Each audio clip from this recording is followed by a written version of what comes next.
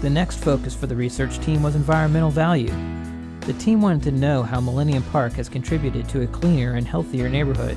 Green infrastructure and green space have a positive impact on urban environments. This site the park is on top of was a blight in Chicago. It had no vegetation, it was just a sea of cars. So the mayor, to his credit, decided that it was important to deal with this ugly landscape and create a new park. Millennium Park actually increased green space by 61%. This was through the addition of 550 trees, over 90,000 different plants in 39 varieties. Due to the increase of trees on site, there are 427 pounds of air pollutants removed per year, and this amounts to over $1,000 of savings per year.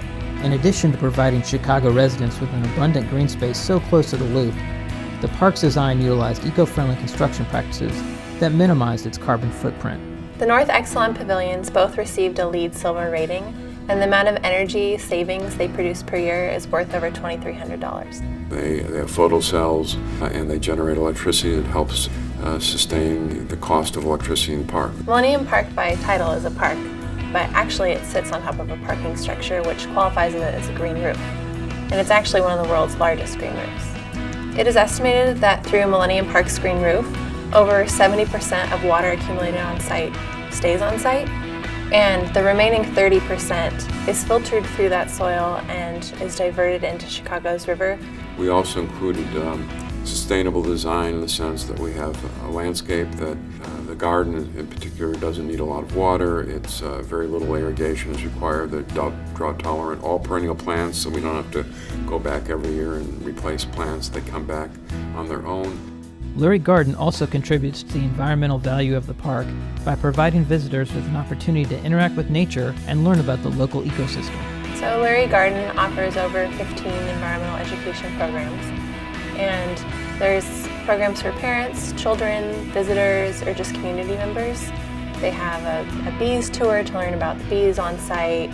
The Lurie Garden has over 160,000 plants on site, and it was surprising to find that 65% of them are native to North America or Illinois. While its goal is to expand on traditional valuation methods, the quadruple bottom line approach views economic return as a key benefit, and the team was able to put together a detailed analysis. Going into the project, I expected to be able to identify significant economic value, and we were able to do that and then some. The momentum is all moving in the direction of an increased value across all asset classes. Apartment rents adjacent to the park, condo prices, retail rents, they've all significantly increased. The economics are much greater than anything we imagined. Chicago Center City had been moving north to Michigan Avenue, where the Tony restaurants and hotels were, and back in the Center Loop area was getting a little bit tired. It's hard to remember what that part of the city was like 7 years ago, but it's definitely had a significant change as far as the general livability of the area. There's been a 57% increase in residential units since 2005, and a population increase of about 71% since the year 2000. The population has increased significantly over the last 10 years. It's bringing people back into the city, empty nesters, young professionals.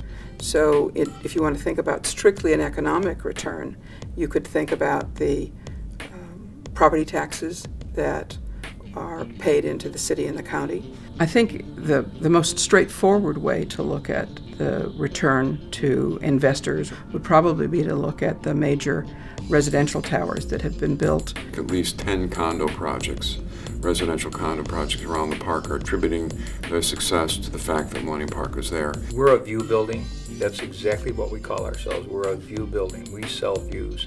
78% of all the units in the building look at the park.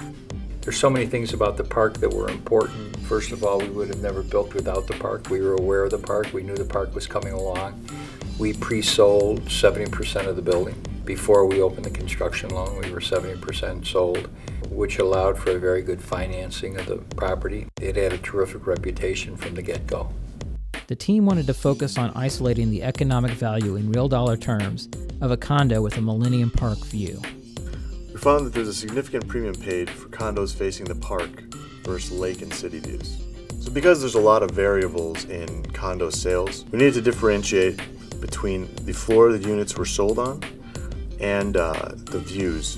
And there's few buildings that had enough transactions where we could make a distinction between the two.